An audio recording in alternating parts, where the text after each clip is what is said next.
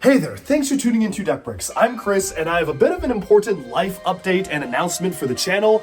I am going to be temporarily moving to New York this summer, and I just want to talk through exactly how that's going to affect the channel and what changes we're going to have to make to continue to put out videos. Now, for those of you who know, I schedule videos to come out on a daily basis, pretty much in perpetuity. Right now, we have daily videos completed, edited, published, and just not public yet, but they're live on my YouTube channel, ready to be published from now until like January 2026 or something crazy like that. But because of that, we should be fully covered during the duration I'm gone. I'm going to be gone for about 2 months over the course of this summer.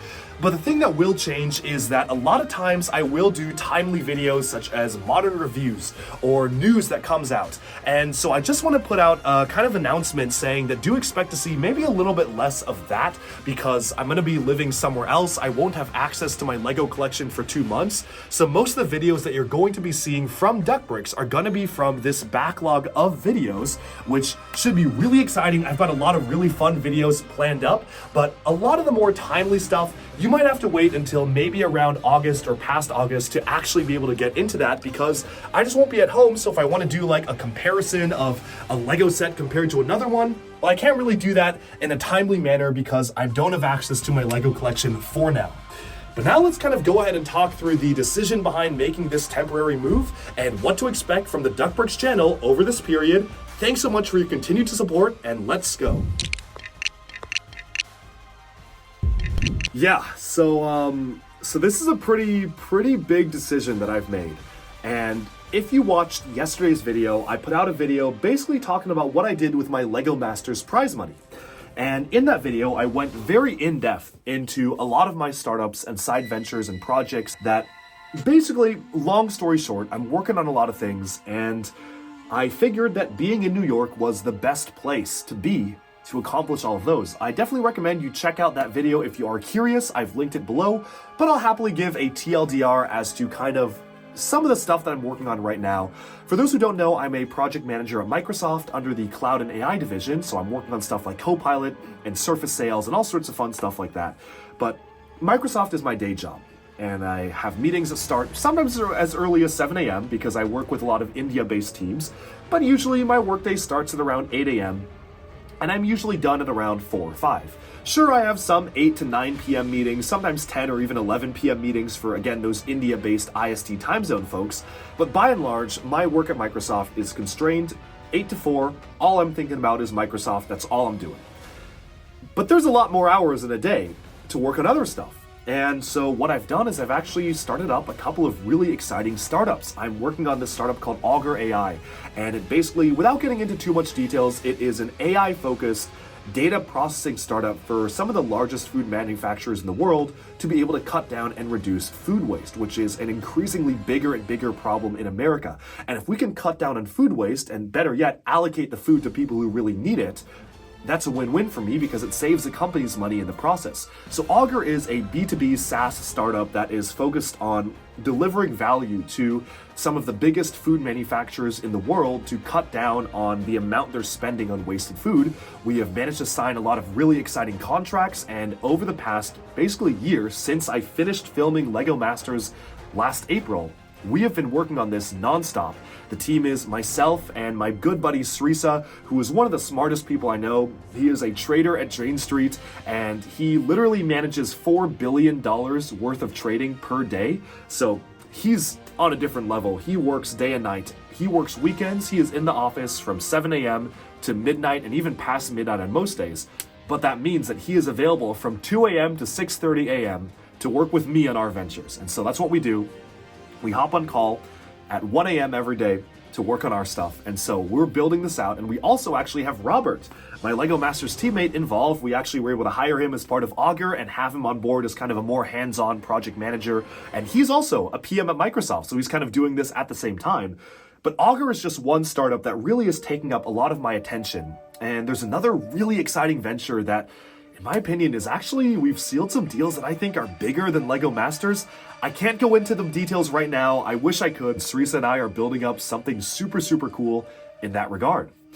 So there's kind of 2 huge ventures I'm working on. But on the side, I'm also working on the Duckbricks channel, video every single day. We've been putting out a video in the collection, a Lego focused video, literally every day since 2021. And through Duckbricks, I have a couple of Duckbricks Lego auctions where 2 times or 3 times a month I will do an auction on Whatnot, and so I do with that all the shipping and all of that sort of thing to sell minifigures and to just basically sell duplicate stuff that I no longer need in my collection. And I also run a 3D printing store, which I'm doing some 3D printing with resin printing and plastic printing for custom Bionicle pieces and add-ons like that. So that's also another thing I do. I run a Bricklink store, although not super seriously. I mostly just put on a couple duplicate things here and there as they come. And I'm also working on a couple of other ventures I can't even talk about right now because it's too early to say. But altogether, I think I'm working like 6 jobs, arguably 8. And because of that, my time has been really diluted across a lot of different things. And frankly, I'm not getting a lot of sleep. I am staying up very, very late. I'm running on like 3 to 4 hours every day, which I know is something not sustainable. I wouldn't recommend it. I definitely know my days to do that are numbered. But anyway, how does this all relate to my moving to New York? Well, the honest answer is that I feel like I'm just really productive in New York, and that's for a number of reasons. The past week, I was in New York, and I was literally only there for a few days, but I feel like it was probably the most productive week I've had in months, where I networked with so many new people, I got a chance to meet folks, I literally embarked on new side ventures with some really, really interesting folks who are incredibly experienced, established in the industry, and got a chance to build out projects with them. I met and connected with some really cool folks just through friends of friends, like the Venmo co-founders and all sorts of really amazing people. And I feel like there's just such a network in New York for entrepreneurs like me, for people who are making startups and making big moves in the finance and startup space, that it just makes sense for me to be there and to be able to do work there. And it is a big move. I'm currently in Washington State. You know, they could not be more different. I think Washington State is very nature focused. It's beautiful. Frankly, I want to raise a family and have kids here. And I want to send my kids to my high school, Lakeside. And that's what I always want to do. But I also know that I have a lot of years before I'm getting married and settling down. You know, I think that's very much in my future, but it could be when I'm 30. It could be when I'm 35. It could be, actually 30 is too early. It could be when I'm 35. It could be when I'm 40. You know, I never know. Definitely not now because I'm way too busy right now. And so I figured that there's a little bit of wiggle room in between me living here for maybe the rest of my life, and then when that happens, where I can try out living somewhere else. And I think that place is New York because it's very, very different, and I can also be really productive there. So my plan is that for 2 months this summer, July and August-ish, I'm going to be moving around the dates a little bit, but tentatively July and August, I will be living in New York and basically just moving there semi-permanently for those 2 months. And the point of that 2-month duration is for me to sit down and say, can I realistically see myself living here for an indefinite period, for the next few years? And for all I know, I'll live there this summer where it's scorching hot, I'll be sweating, I'll be dying, I'm like, I hate it. I don't want to live here, it's not worth it, I want to live back in Seattle.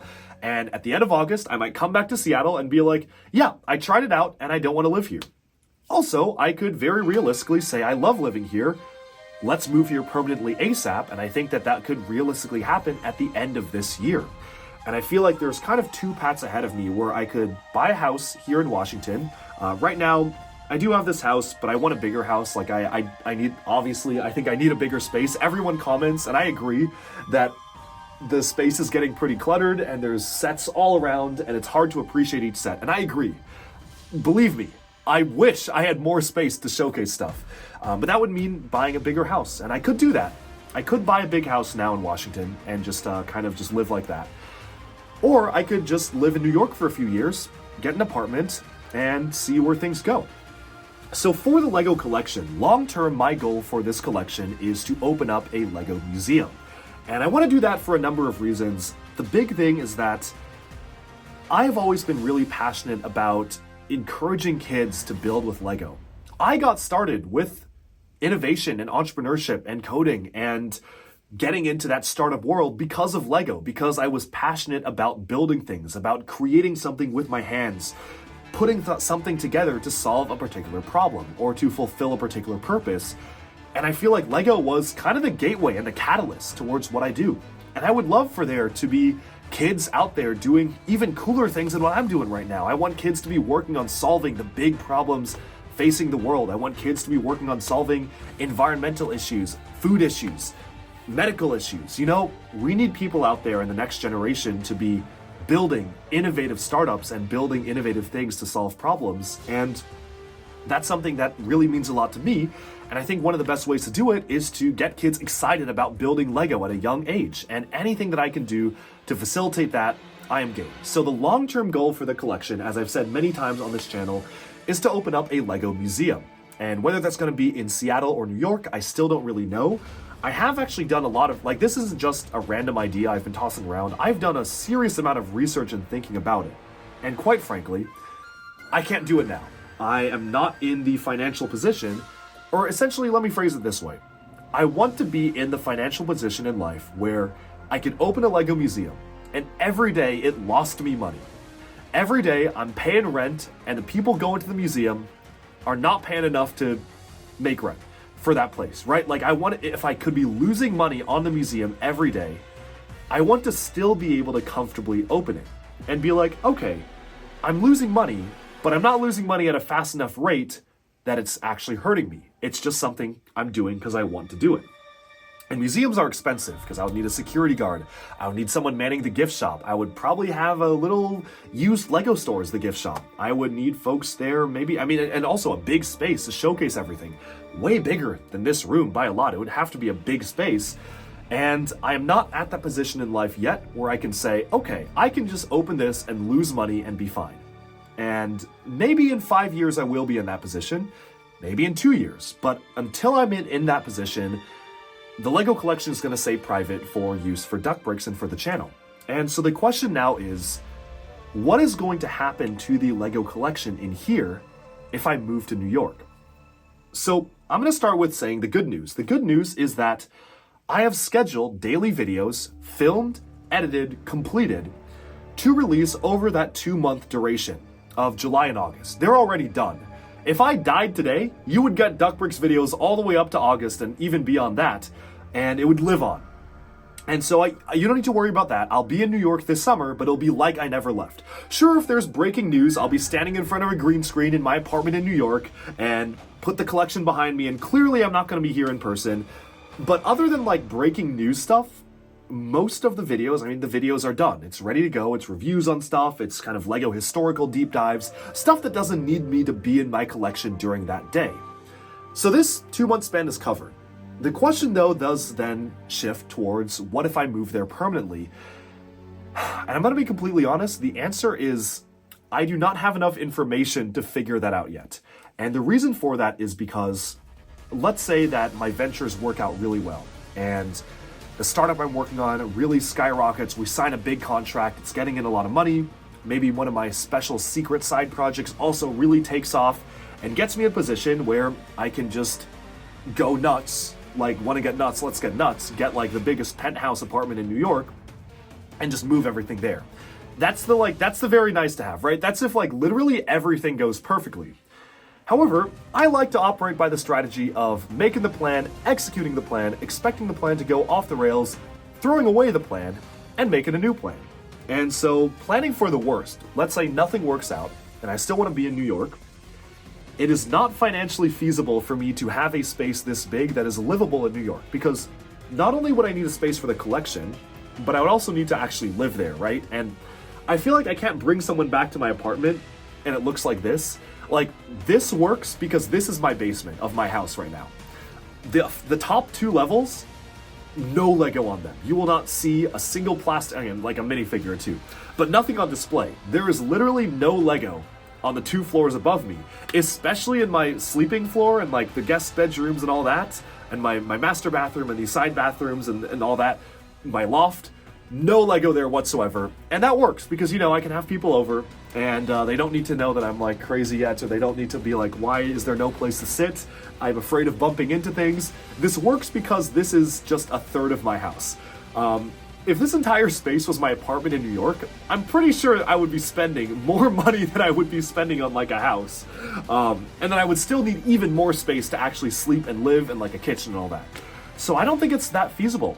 The other question that people have brought up is, why don't I rent a storage container and leave all the Lego in a storage container until I'm ready? But I can't really set this up in a storage container, you know? I don't think they'd be happy with me drilling holes in the ceiling. And I also feel like, yeah, I could set up a router and I could set up Wi-Fi in the container, but like, I don't know. I don't know about that. I'm not super sold on the storage container idea. My own personal friends have been urging me to they're like, dude, why don't you get a storage container and just do that? It is financially the smart move, but visually, I don't know if I can make it look nice. And frankly, I don't know if I have the time to make it look nice. So here's the plan. If I move to New York, I will fly back every other week to Washington, cross country every other week, maybe every month, but probably every other week and weekend, and literally just spend the entire weekend in here filming videos so I'm covered for the next month. Is that an ambitious plan? Yes. Will there be weeks where I absolutely cannot leave New York because the business I'm doing there is so crucial? Yes. What is my plan for that? Make more videos now while I'm here. I want to make as big of a video backlog as I can, such that I will be able to comfortably step back from Duckbricks, but make it look like I never left, and have Duckbricks run for 2 months, a video every day, and it'll be good. Will that mean that maybe sometime next year, let's say in a hypothetical world, if I do permanently move to New York, and I have to say, look, I can't sustain a video every day anymore, would you folks understand if I did a video every other day, or maybe even like 3 videos a week and gave them more space to breathe? That's a real possibility, and I do want to give folks a heads up now, in case folks are really getting used to the video a day. I would love to support it every day. Truly, I mean, Duckbricks is something I do purely for fun. Yes, it makes money, yes, it's a stream of income, but the way I see Duckbricks is that if I'm ever doing it for the money, I feel like I'm gonna no longer want to do it, because if I wanted to do Duckbricks for the money, let's be real, this video wouldn't be published because it's way too long. I would be putting out, and no offense to anyone who does that, I think it's very smart for people to do that, and I have a lot of respect for creators who do that, but I would be putting out like every week Lego Skibidi Toilet Gyat Riz Ohio, or like, I don't know, like Lego, someone's gonna clip that, Lego, like top 10, like, I don't know, like Lego something, which I do top 10s every week, but that would be like all I would be doing. Or I'd be doing like, I don't know, like, just like stuff like that, where I'm not necessarily that I don't want to do that, but I don't want to only be doing that. And if I were to be just focusing on the algorithm, there never would be videos like the 9-hour Bionicle lore video, because that does not make sense, right? Like, as a YouTuber, people like short content. I know people love shorts nowadays. It's got to be like 5 minutes, 4 minutes, 8 minutes max. You look at my average video length, it's like an hour. I'm not YouTube pilled. Like, I am not making videos for the algorithm, and I do think that to some extent that has hurt the channel, where if you look at the views on my channel, compared to my contemporaries and compared to a lot of other influencers, we're not pulling good numbers here. You know, like, the Duckbricks channel is pretty niche, and I do acknowledge that. And I think that there are ways that I could change it to make it more popular and give it more clicks, but that's not why I'm doing Duckbricks. You know, I'm doing Duckbricks because there is an audience segment, probably the people still watching this video at this timestamp, who are willing to sit down and listen to longer form videos and who want to learn more about Lego. And I love that. I love those people. Those are folks I really want to make videos for. And I want to keep on doing Duckbricks where I'm doing it for fun. But because Duckbricks is something I'm doing for fun and it's not a job, it also means that when real life job responsibilities come up, that may mean that Duckbricks may need to take a bit of a back burner step when it comes up. And I'm not saying it will. My goal is to still obviously do a video a day. I'm just giving folks a heads up that feasibly, especially the cost for me to keep flying back and forth New York, Washington, New York, Washington, New York, Washington, over and over again just to film videos, I'm not sure how sustainable that is, to be completely honest. Duckbricks is never gonna end, I think. Like, a lot of people were talking to me, and I was speaking to some other Lego influencers, and they were like, oh, like, most YouTube channels have a 5-year lifespan. Like, what are you gonna be doing when you hit that 5 years? Like, who says who? Like, I mean, why do I need to stop about the lifespan? Like, yeah, okay, maybe the views might go down, but as far as at least one person's watching, I'm gonna keep making videos because it's my way to de-stress, and I feel like I would literally go insane if I just like wasn't doing this. I genuinely think I would go nuts. Like it would be Joker Chris on the news. Like I don't know. Like I think that this is genuinely something that is such a de-stressor for me. Making videos is so cathartic and it is very calming and soothing and it's so much fun. And in my life where I'm getting no sleep and working every hour, I need all the de-stressing I can get. So Duckbricks is as much of a fun de-stressor for me as it hopefully is fun for you to watch the videos, and I don't intend to stop that anytime soon.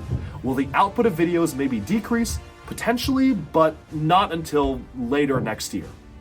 But all in all, I just wanted to make this video that kind of talks through some of the decision-making process that I personally am going through. I really appreciate everybody supporting the decisions I've made, and I really do appreciate everybody's understanding in why I'm making these decisions. And for all I know, things are going to work out and I'll be able to move this whole collection to New York next year. So, you know, fingers crossed, we'll see what happens, but that's pretty much all I have to say for this video. Thank you again for watching. I know this is a pretty long one after yesterday's pretty long video as well, but I really did want to put this out to talk through some stuff, and I really do appreciate everybody's support and love to Duckbricks. That's all for now, and I gotta head out to New York because I got a flight to catch in like a few minutes, so I'll see you again very soon.